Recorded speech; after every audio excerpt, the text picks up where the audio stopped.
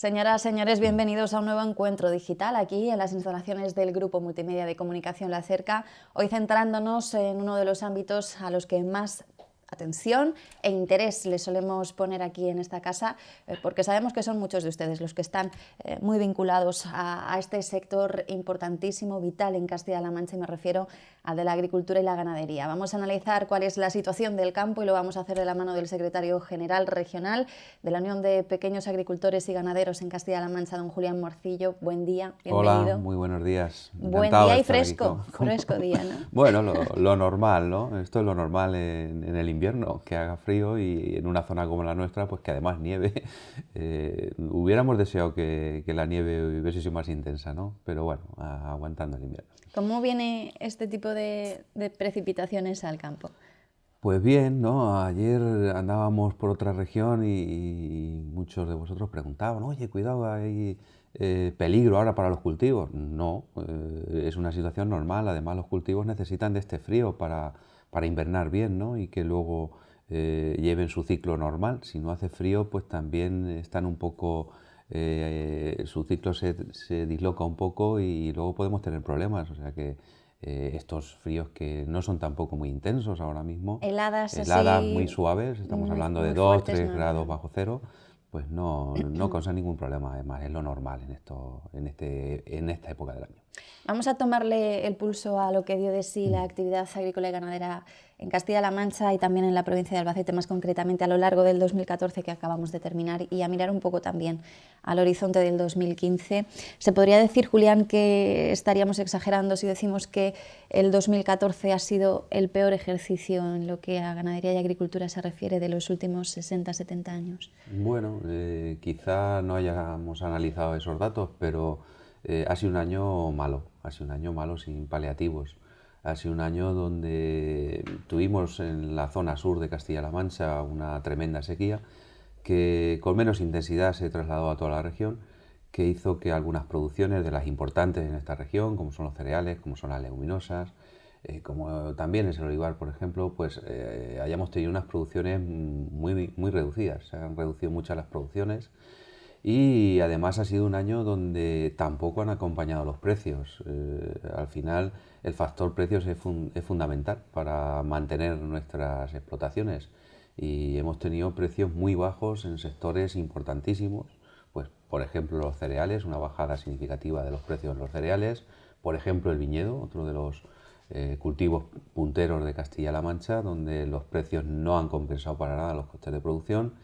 Hemos tenido precios muy bajos en otros sectores importantes como es el ajo, donde llevamos ya 2 años, 2 campañas donde no se cubren costes, o en otros sectores como la cebolla, ¿no? Que también pues se ha quedado el producto en el campo por falta de precio. Todo esto al final se traslada en una pérdida de renta que incluso el propio Ministerio pues estima a nivel nacional del orden del 7%. Yo creo que en Castilla-La Mancha ha sido superior. Por lo tanto, estamos ante un año malo, sin paliativos. Vamos a mirar primero a la primera de las causas que ha dado origen a ese año malo.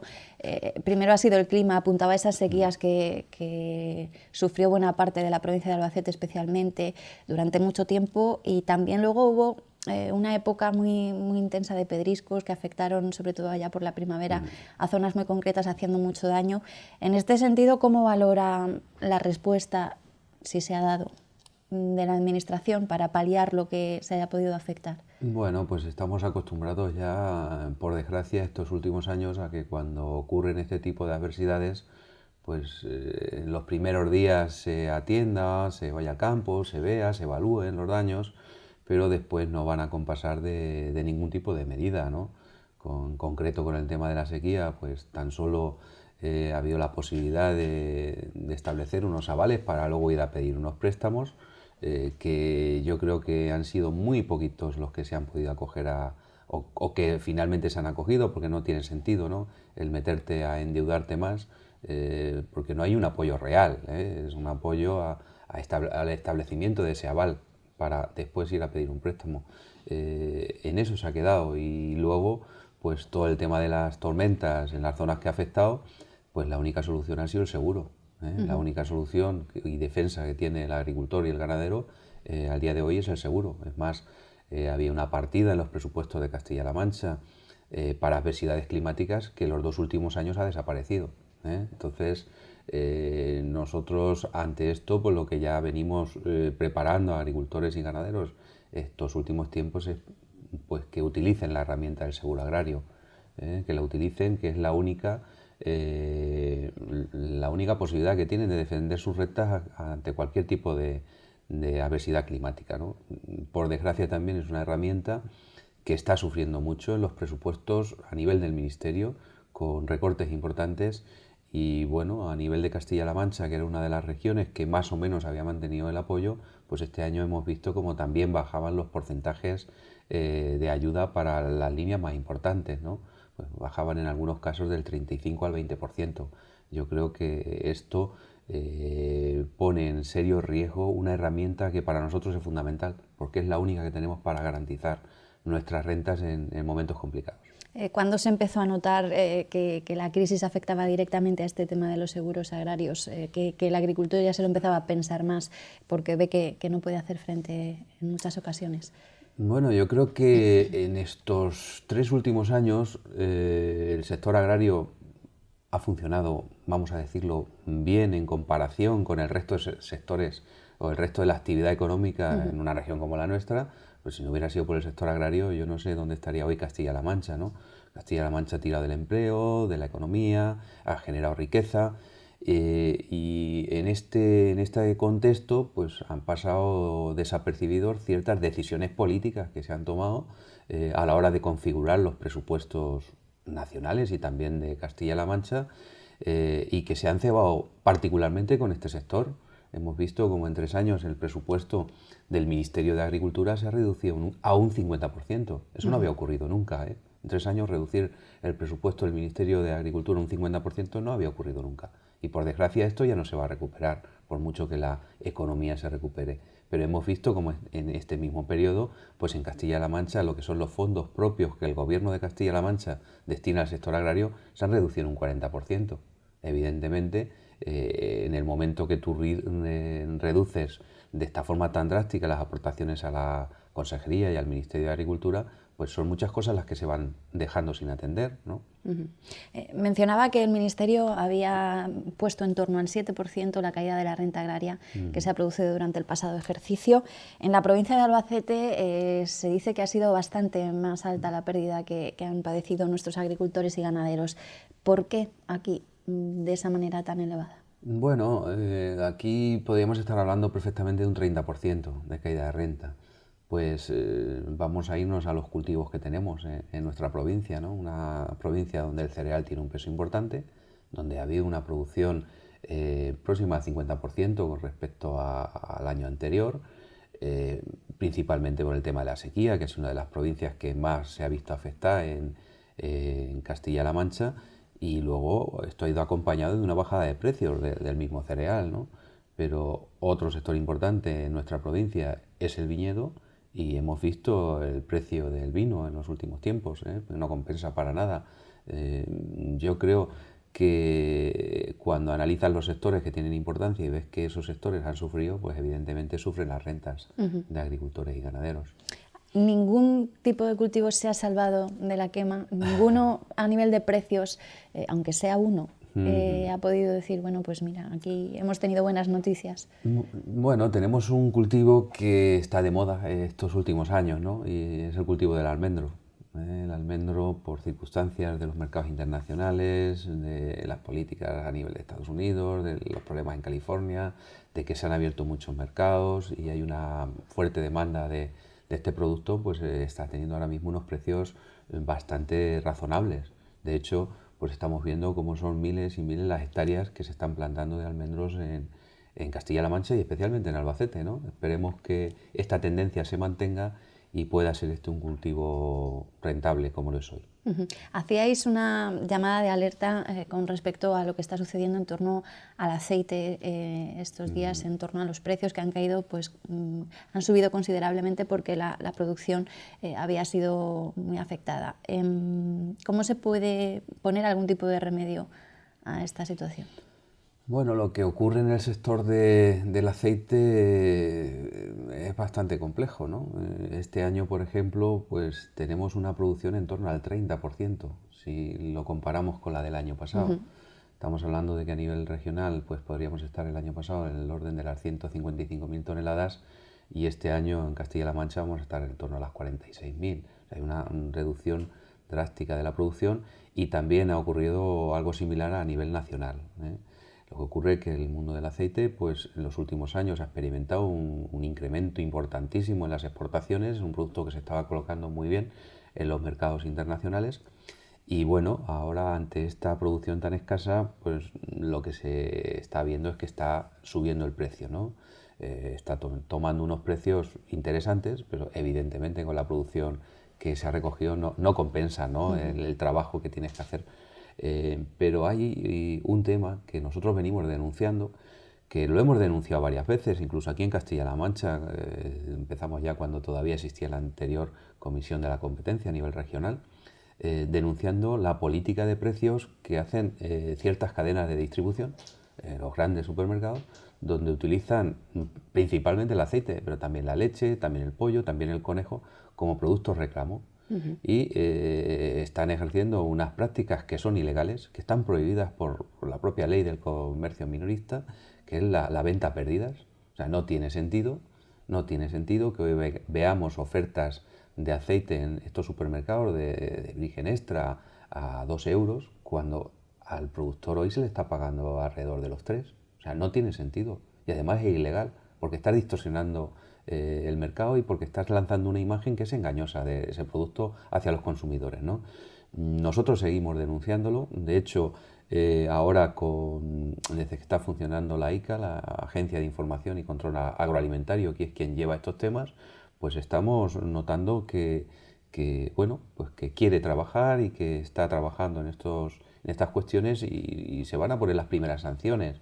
Lo que pasa es que son sanciones aún muy pequeñas que no Testimoniales. disuaden de estas prácticas y que les siguen saliendo rentables a las grandes cadenas de distribución. ¿Qué es lo que pretenden? Pues llevar al consumidor que ofreciéndole un producto a un precio que no refleja realmente el coste de ese producto, pues atrae a esos consumidores para que luego llenen la cesta de la compra de otros productos, que es donde recuperan lo que ahí puedan perder. Tenía el sector muchas esperanzas puestas en torno al tema precios en la ley de la cadena alimentaria. ¿Esto ha podido venir a asegurar un poco lo que son las ventas, pero no a preservar los precios para los productores? Queda mucho. O sea, nosotros seguimos creyendo en esta ley de la calidad agroalimentaria y creemos que es fundamental, porque al final lo más importante para nuestras explotaciones es garantizarnos un precio de nuestros productos, ¿no? Y es una ley que lleva un año ya de aplicación y que pues no termina de despegar, ¿no? De hecho, pues se tiene que poner un organismo para que la controle, en este caso es la ICA, para que se cumpla esa ley. Creo que hay muy buena voluntad por parte de la gente que hoy está llevando el tema de la ICA y que quieren trabajar con nosotros para que esa ley se cumpla, pero a un año visto ya de la puesta en vigor de todo el articulado de esa ley, pues vemos que se está incumpliendo, ¿eh? Se está incumpliendo. Desde el 1 de enero del año pasado, pues teníamos que tener contratos antes de entregar nuestros productos frescos, si la venta era superior a 2.500 euros, y eso no se ha generalizado, ¿eh? Seguimos entregando muchos productos sin contrato, sin precio, y bueno, creo que este año, por lo menos desde nuestra organización, vamos a hacer de esta ley una bandera y vamos a intentar que se cumpla. Y así lo vamos a trasladar a la ICA y vamos a pedir más esfuerzos.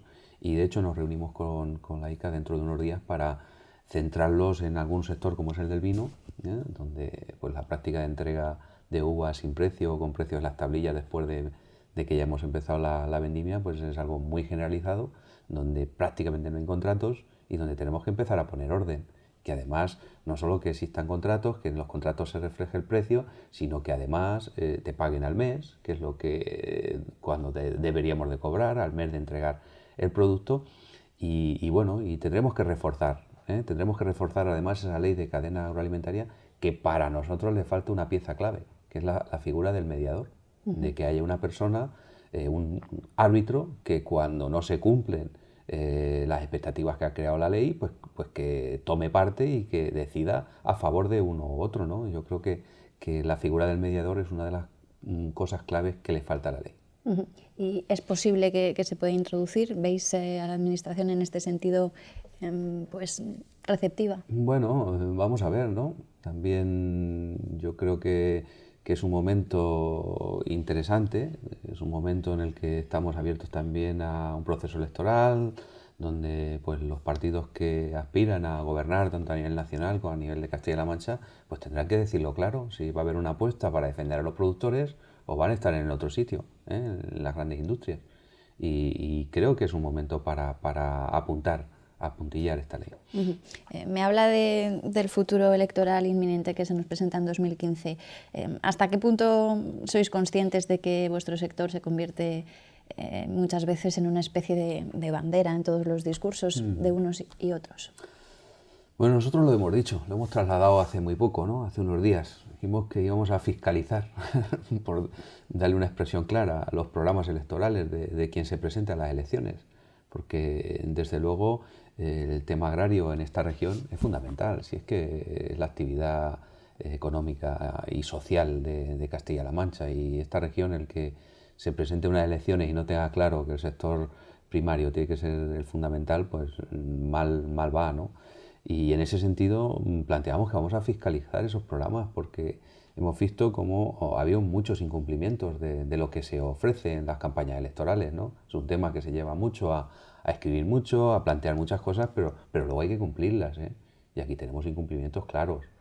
Vamos a hablar desde los incumplimientos en materia de agua, que es importantísimo. Seguimos pendientes de la regularización de muchos expedientes de pozos de agricultores profesionales en el Alto Guadiana. Hemos visto cómo las expectativas de los planes de cuenca no se han cumplido, ni en el Segura, ni en el Júcar, ni en el Tajo, ni en el Guadiana. Hemos visto algunas otras promesas, como era la apuesta por el sector del vino, que es un sector fundamental en nuestra región, apostando por... hablábamos de que ahí se creó una fundación para desarrollar el potencial vitícola de nuestra región, y que se creó también un fondo de promoción, que era una especie de impuesto que tenían que pagar los viticultores y las industrias vitícolas, que hubo un compromiso por la propia presidenta de hoy, de Castilla-La Mancha, de que ese dinero lo iba a poner el gobierno regional. No se ha cumplido, es más, hay muchas prisas por liquidar la fundación, ¿no? Creo que tenemos que estar atentos a lo que se nos promete, y sobre todo que sean cosas que se hagan con consenso con los que representamos a este sector, que en definitiva creo que somos los que tenemos las ideas más claras de lo que nos hace falta. Ha mencionado el sector del vino, importantísimo en Castilla-La Mancha. Después de lo que sucedió con él la campaña anterior, ¿qué conclusiones se pueden extraer? Además, desde UPA erais muy críticos con el proceso, asegurabais que como que se habían perdido o desaparecido misteriosamente un gran volumen de litros de vino, que no se sabía muy bien qué había pasado después de que se tomase una primera decisión para destilar el vino, que al final no llegó a tal, porque el sector se opuso bastante a esa medida. ¿Qué conclusiones, qué se puede aprender y con qué premisas se ha trabajado ya en este 2015, en la campaña de este año? Bueno, pues estamos muy expectantes con ver lo que pasa en el sector del vino, porque el sector del vino no es un sector más, ¿eh? El sector del vino en Castilla-La Mancha dependen de él 70.000 familias. Hay del orden de 38.000 empleos alrededor del sector del vino. Son 9 millones de jornales al año los que da el sector del vino. Por lo tanto, no es un sector más, es un sector fundamental para esta región. Y queremos ver la evolución del mercado. Hoy la realidad es que no hay operaciones. O sea, en blanco no está saliendo ni un litro de vino blanco. Y en tinto está habiendo algunas operaciones, pero muy poquitas, ¿eh? Y nosotros lo que queremos es claridad y transparencia, porque no es lógico, ¿no?, que en una campaña, la del 2014, que ha sido una calidad excelente en calidad, y que si se supone que no había vino, pues tendría que funcionar bien, tendría que tener buenos precios, pues estamos viendo que no hay movimientos, y encima los que hay un bajo precio. ¿Por qué? Y nosotros, ¿Por qué está pudiendo pasar eso? Nosotros seguimos insistiendo, ¿eh? Yo creo que hay que recordar un poco, hacer un poco de historia de lo que ocurrió en el 2013. 2013 fue una campaña récord. En Castilla-La Mancha tuvimos del orden de 33 millones de hectolitros. Nosotros planteamos desde nuestra organización que había que poner encima de la mesa una destilación de crisis, es decir, una destilación que está aprobada en el reglamento comunitario y que nuestras administraciones podían poner hasta 53 millones de euros encima de la mesa para atender esta destilación y que no fuera toda a costa del viticultor. De esa forma sacar mercancía del mercado y aliviar un poco el tema de ventas. No se quiso hacer, no se hizo nada. Se planteó por parte del Ministerio, y con la complicidad evidentemente también de nuestra Consejería de Agricultura, un tema de viñedo. Yo creo que el Ministerio atendería sobre todo la posición de Castilla-La Mancha. Se sacó una destilación obligatoria, que se llegó a aprobar, una destilación obligatoria que lo que planteaba era retirar vino sin precio. O sea, que tuviéramos que tirar del orden de 4 millones de hectolitros. Fuimos la única organización que dijimos que era una barbaridad, que ni lo entendíamos ni lo compartíamos. Nos movilizamos, recordad que nos movilizamos, que al final el conjunto del sector creo que nos entendió. Y igual que estuvimos solo al principio, pues cooperativas, industriales y el resto vieron que no era la solución. Y luego, de una forma muy rápida, pues a 1 de septiembre vemos que Castilla-La Mancha en 4 o 5 días pues, presenta su declaración de existencias, ¿no? Y entonces ya parece ser que no quedaba vino y que no hubo que aplicar esa destilación obligatoria, ¿no? Pero yo creo que fue más por la presión política que ejercimos, que todo el sector ejerció sobre los gobiernos, que una situación real. Y hemos enviado una carta a la ministra diciendo que tenemos ciertas dudas sobre los datos, porque hasta finales de diciembre, que es cuando se cierra el balance del 2013, el Ministerio tenía 2 partidas que no terminaba de cerrar. Ahí les quedaban 18 millones de hectolitros, de los cuales pues había que ver dónde iban. Se hablaba de que al alcohol iban a ir 4 millones de hectolitros y quedaban 14 para consumo interno. Imposible. Estamos por debajo de los 10 a consumo interno. O sea, hay 4 millones de hectolitros que no terminábamos de saber dónde estaban. El Ministerio ahora no, el 15 de diciembre sacó una declaración que es obligatoria, que comunicó a la Comisión, que se la habíamos perdido 2 días antes y no nos la dio, y que en esa declaración pues parece ser que es que se han exportado 2 millones más, nos hemos ido a 22 millones y pico de exportaciones, y que el alcohol ha asumido cerca de 7 millones de hectolitros, el sector del alcohol. Bueno, pues ya hemos tenido una contestación por parte del Ministerio, porque enviamos una carta a la ministra y a la consejera. Nos dice que no, que esos son los datos y tal. Pues seguimos dudando y vamos a seguir investigando, porque si ese vino está ahí, lo que está haciendo es de tapón. Está haciendo de tapón para que el mercado no reaccione, no se mueva, y lo que está haciendo es hundir los precios. Ya hundió los precios de la campaña 2014 cuando no tenían por qué. Entonces, queremos transparencia, y estos son temas importantísimos que condicionan el futuro para que nos podamos organizar, para saber si tenemos que previamente llegar a acuerdos con la destilación, con el mosto, para darle una salida a nuestro producto. Por lo tanto, perdona que me extienda en este sector, pero creo que es fundamental, ¿no? Porque son muchas las personas en Castilla-La Mancha que dependen de este sector, y también económicamente Castilla-La Mancha depende de este sector. ¿Os marcáis una fecha tope a partir de la cual, si el mercado sigue tan inmóvil como dices, pues tomar algún tipo de medida más contundente? No descartamos nada, no descartamos nada. Ahora tampoco queremos contrastar muy bien los datos, y tampoco creemos que es apropiado lanzar ciertos mensajes al sector sin tenerlo claro, ¿no? Yo creo que vamos a seguir expectantes y vamos a ver si conseguimos pues transparencia y claridad en esos datos. Política agraria comunitaria. Desde la UPA siempre se ha sido muy crítico con cómo se estaban desarrollando los acontecimientos. Siempre han venido denunciando que ha faltado información constantemente, que se ha ido pues muy a la espera de datos que eran cruciales para que los agricultores pudiesen conocer cómo va a quedar su situación particular en cada uno de los casos. Habéis puesto en marcha incluso mecanismos, herramientas para poder calcular cuál es el tipo de situación en la que se va a ver cada uno de ellos. Hace unos días venía, por ejemplo, el secretario general del PSOE en Castilla-La Mancha y en una atención a los medios pues aseguraba que los agricultores y ganaderos van a perder entre un 13 y un 21% con la PAC, pero que es algo que no se va a saber hasta que posiblemente pasen las elecciones autonómicas y municipales y lleguemos casi a verano.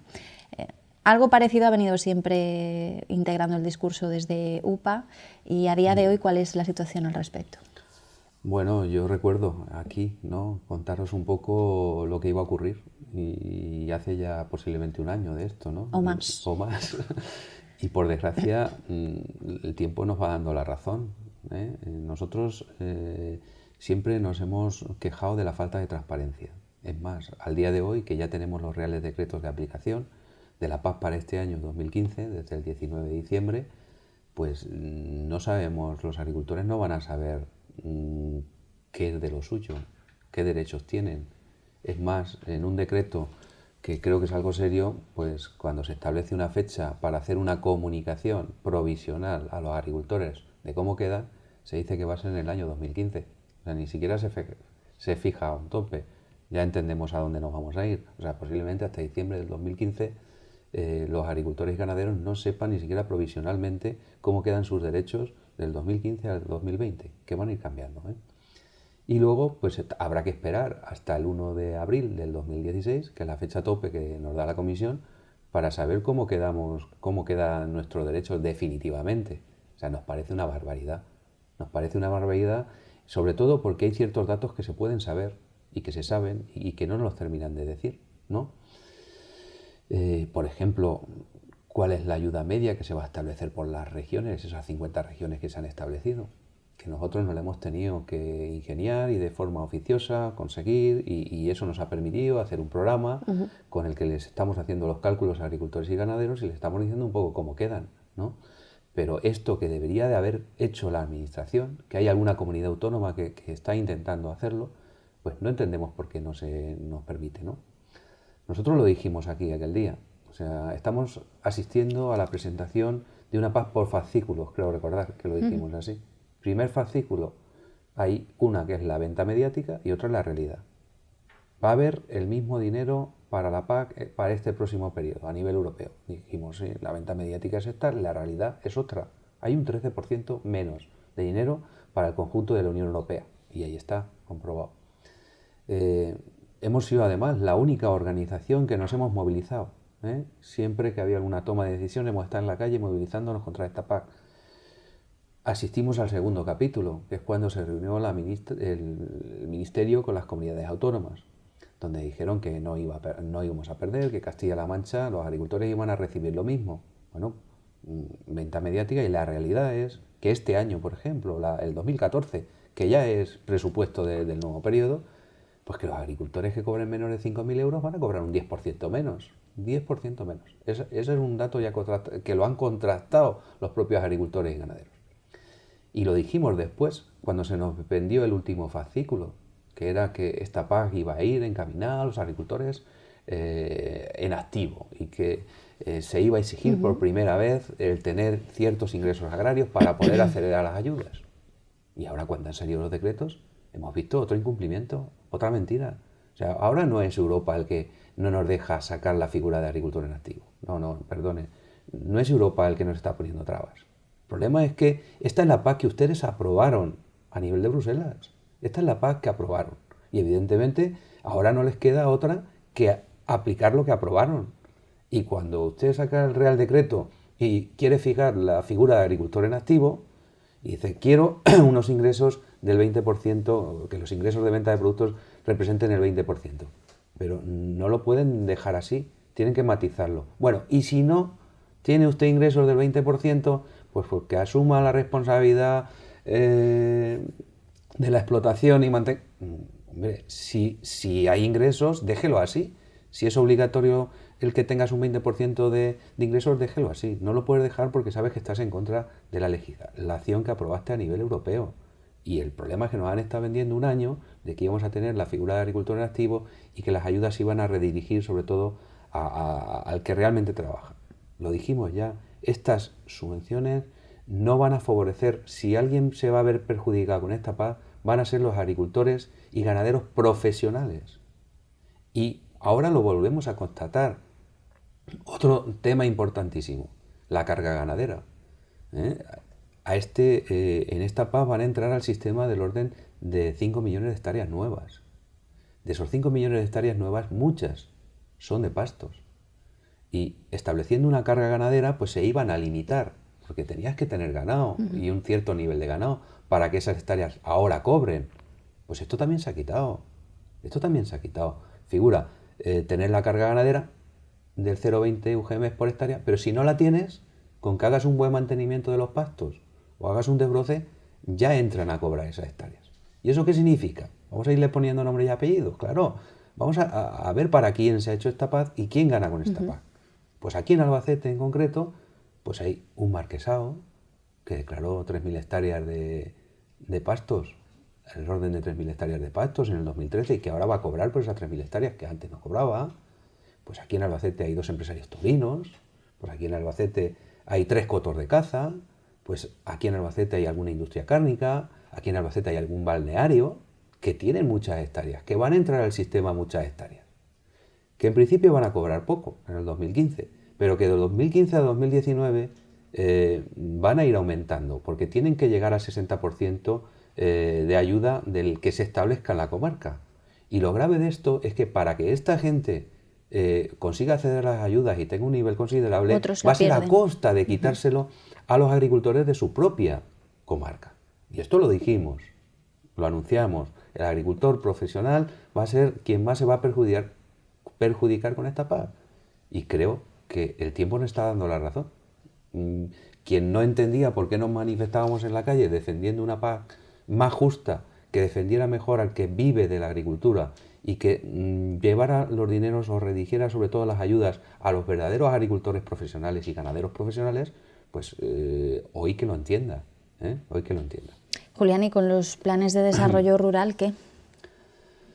Bueno, pues los planes de desarrollo rural nos seguimos quejando de lo mismo, de la falta de verdad, de querer dialogar con el sector y poder ponerlos, por lo menos poder aportar, si nosotros lo único que queremos es aportar. Hemos visto cómo se ha presentado en julio los 17 planes de desarrollo rural y algo muy generalizado en la mayoría de las comunidades autónomas, pues no lo hemos podido tener. El documento que se ha presentado a Bruselas no lo tenemos desde nuestra organización. O sea, no tenemos la ficha financiera de cada medida, cuánto dinero se ha planteado la Unión Europea. Esto no es de recibo. No se entiende. Además, somos organizaciones que la propia Unión Europea recoge que nos tienen que no solo consultar, es que nos tienen que dar los datos. Ahora nos hemos enterado de que Europa le ha puesto cientos de alegaciones al programa que se ha presentado en Castilla-La Mancha. Se lo hemos pedido, que nos digan dónde están los problemas y a ver cómo se pueden solucionar. Estamos igual. No hay voluntad de trabajar. El problema es que estamos con las solicitudes del 2014. Agricultores y ganaderos no saben si en este 2014 se van a prorrogar las ayudas que hoy están recibiendo de desarrollo rural. Ojo, estamos hablando de ayudas muy importantes. Agricultura y ganadería ecológica, zonas desfavorecidas, son líneas de ayuda interesantes que no sabemos qué va a pasar en el 2014, pero es que tampoco sabemos qué pasará en el 2015. Y hemos asistido a muchas incertidumbres.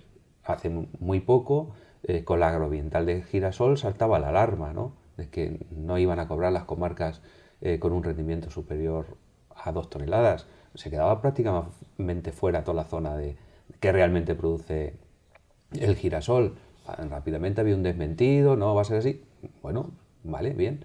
Ahora están los apicultores también diciéndonos que la agroambiental para el sector apícola que se va a caer. Ha tenido que salir otra vez la consejería a hacer un desmentido.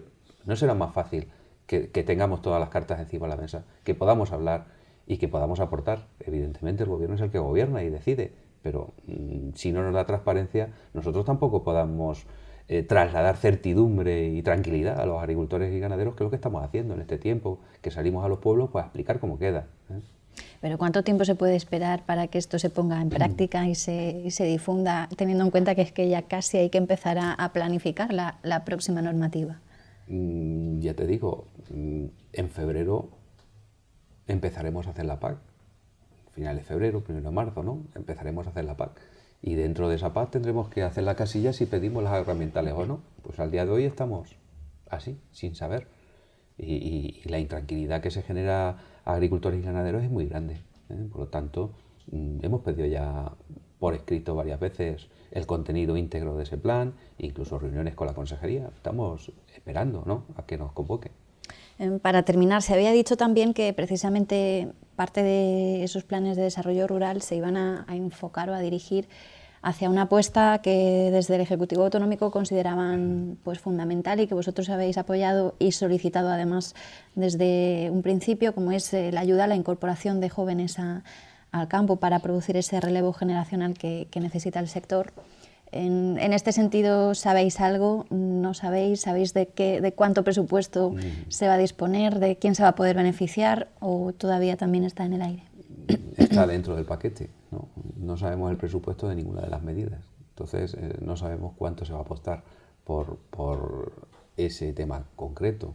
Creo que hay una apuesta decidida, pero al día de hoy, por ejemplo, pues estamos pendientes de que se resuelvan las solicitudes de los jóvenes que solicitaron su incorporación el año pasado, que se tenían que haber resuelto ya antes de diciembre y que todavía no están resueltas, ¿no? Y al final, pues todo eso también es burocracia, es retrasar plazos, es poner más dificultad todavía a los jóvenes que se quieren incorporar.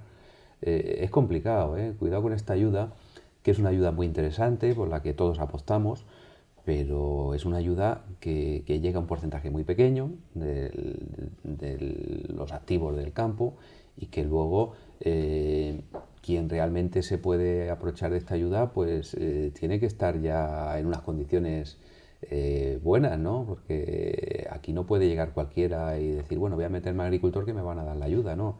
Tú ya tienes que tener una explotación o vistas de tenerla, tienes que empezar a conseguir esas tierras, arrendamiento de tierras, a tener tu maquinaria, tener tus naves. Requiere mucho dinero previo hasta que luego llegue la ayuda. Por lo tanto, a pesar de que es una ayuda interesante, el tema es complejo, es más complejo de lo que parece. ¿Qué 2 o 3 pinceladas van a ser el objetivo principal de la UPA durante este 2015? Bueno, pues la verdad es que yo creo que tenemos claro que hay que explicar bien cómo se queda la PAC y que no haya ningún agricultor que por falta de información pueda tener problemas a la hora de percibir lo que le corresponda. En esa faena estamos ahora mismo. El tema del agua va a ser otro de los temas fundamentales para nosotros en la batalla sindical. Recordar que están ya encima de la mesa para revisión otra vez los planes de cuenca que se publicaron o están a exposición pública desde diciembre, tenemos 6 meses, que en muchos de ellos no estuvimos de acuerdo, vamos, en ninguno de ellos prácticamente estuvimos de acuerdo conforme se hizo en el proceso de planificación anterior. Recordar que hay incluso alguno de ellos que está recurrido por los regantes, recordar el de Segura, donde creemos que son muchas las razones que les llevan a este recurso y que no se han estimado convenientemente los recursos que tiene la cuenca y que al final en su conjunto todos los planes de cuenca lo que traen a Castilla-La Mancha es más recorte en las dotaciones, más limitaciones porque se nos declaran sobreexplotados la mayoría de los acuíferos que atraviesan esta región y por lo tanto yo creo que es un caballo de batalla que vamos a estar ahí en el tema del agua, tema de la PAC y fundamentalmente los sectores más importantes como es el viñedo. Estamos muy expectantes de cómo evoluciona el sector de viñedo y también el sector ganadero, ¿no? El sector ganadero, ver cómo enlaza con esta nueva PAC a la que, pues bueno, creo que hay mecanismos o puede haber mecanismos suficientes para garantizarle un nivel de renta si se trabaja bien a través de esa ayuda acoplada que vamos a tener la posibilidad de dar desde el primer pilar de la PAC, pero también a través del desarrollo rural en 2 medidas como pueden ser la medida de pastoreo y la de razas autóctonas, que si se diseñan bien pues pueden ser muy interesantes para garantizar un poco la supervivencia de este sector. Julián, ojalá os resulte pues fácil cuando menos ir afrontando todos estos retos que os ponéis. y que a su vez faciliten un poco y arrojen algo de luz al futuro inmediato y también a medio plazo de los agricultores y ganaderos de Castilla-La Mancha. Un placer siempre que nos acompañes y nos expliques pues, todo eso que se sabe y que no se sabe de un sector tan importante para esta comunidad autónoma. Pues muchísimas gracias y encantado de estar aquí con vosotros. Igualmente, secretario general de la Unión de Pequeños Agricultores y Ganaderos en Castilla-La Mancha, Julián Morcillo, poniéndonos al día de la situación de nuestro campo, de nuestras explotaciones ganaderas y de lo que se espera de sí en este sector tan importante el 2015, que, pues, como él ha venido apuntándonos, va a ser interesante por todo lo que se va a ir conociendo en torno a este ámbito. Ya saben que pueden ver la entrevista al completo o en la parte que más les interese cada vez que quieran a través de nuestra web en la www.lacerca.com.